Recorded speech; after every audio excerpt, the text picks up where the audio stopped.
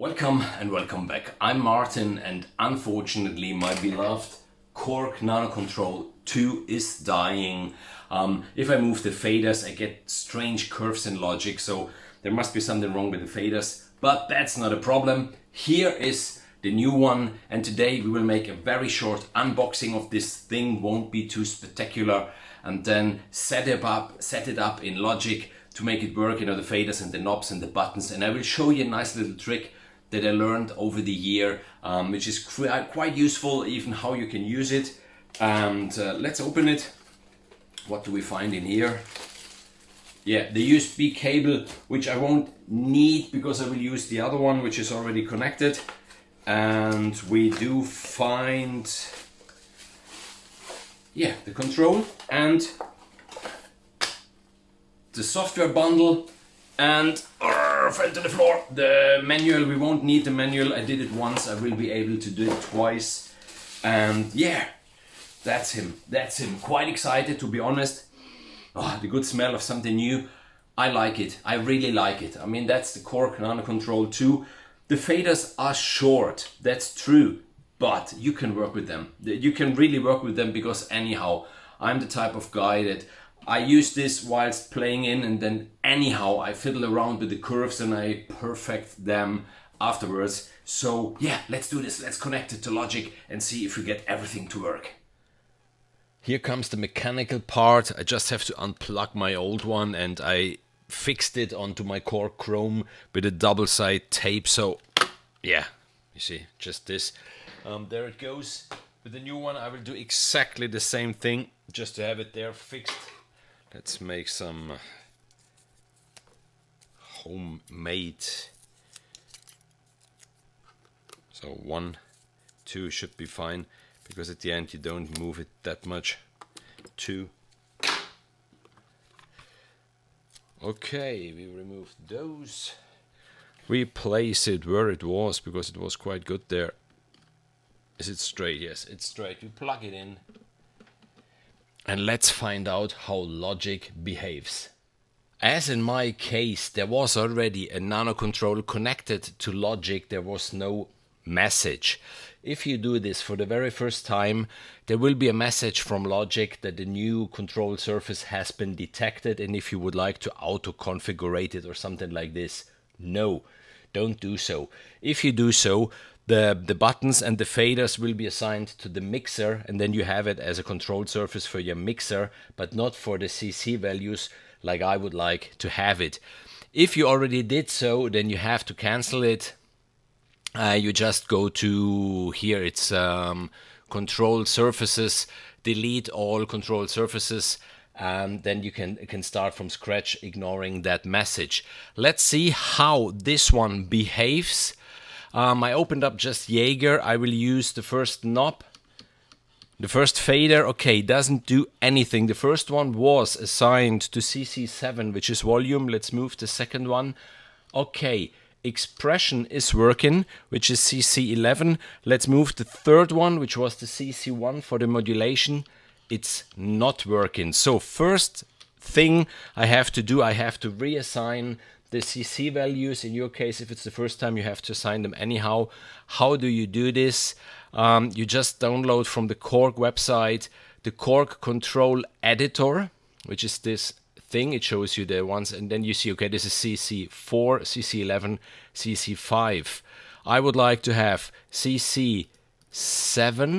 CC11 is fine, and here I would like to have CC1. Okay, then you go to communication, write scene data. Are you sure you want to rewrite the data on the NanoKontrol? Yes, okay, done. You can close this. We do not need to save these settings. Let's move it. Whoa, you see, the first one is moving the volume, the second one is moving the expression, and the third one is moving the dynamics, which is the modulation wheel. One tip about the volume that you control with CC7, if you go here on the wrench tool and then you go into instrument options where you have the controller, you can say the MIDI controller CC7, which is the range that it gets up at maximum, if it should be 0 dB or -6, or however you keep your libraries. Normally I keep them at -6. I close it, and then you can see if I go up all the way, it goes only until -6 dB. Cool. And as I always say in all my videos, use those faders, use those faders. This is what gives your music the musicality, the natural touch, you know, the emotions, everything. Because with expression, normally you just change the volume within the sound, and with dynamics, you trigger various samples of the sound. So you see, this is the volume, but this is the sound, and then you can play lines like this.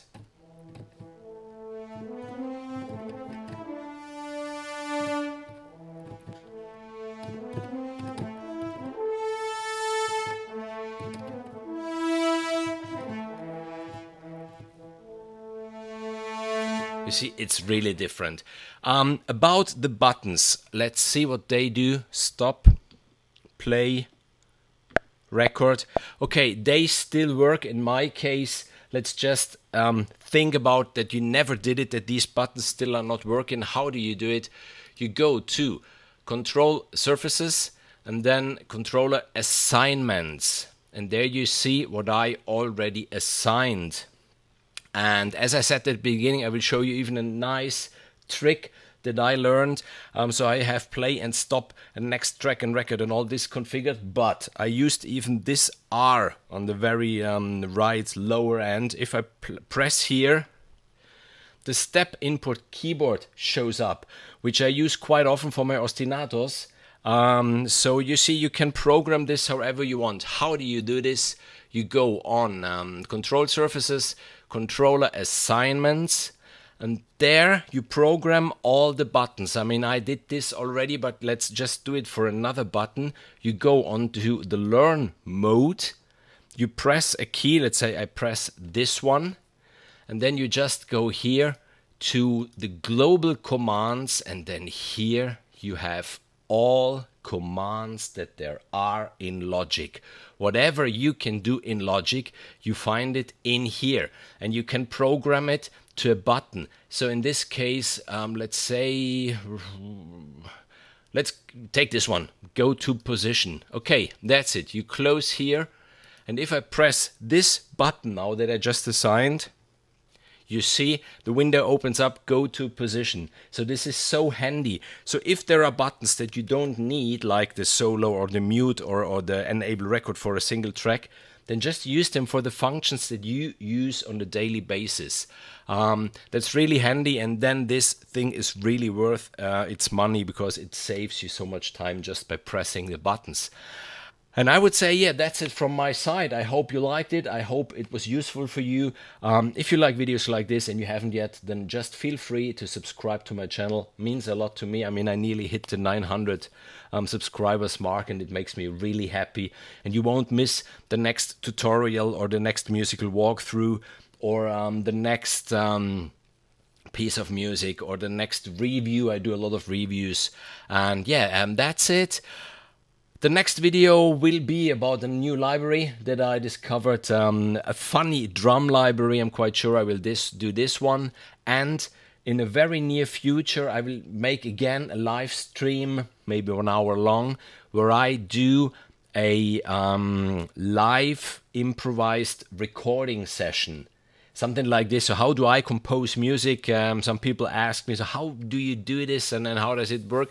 So I will show you how it is, just, you know, from my head, going through the piano, maybe a piano track, and then orchestrate that piano track, and then even a little bit about mixing and mastering. So there will be a live stream soon. Just hit that little bell if you want to be informed when this will be. And as always, make good music. See you in the next video. Have a wonderful time.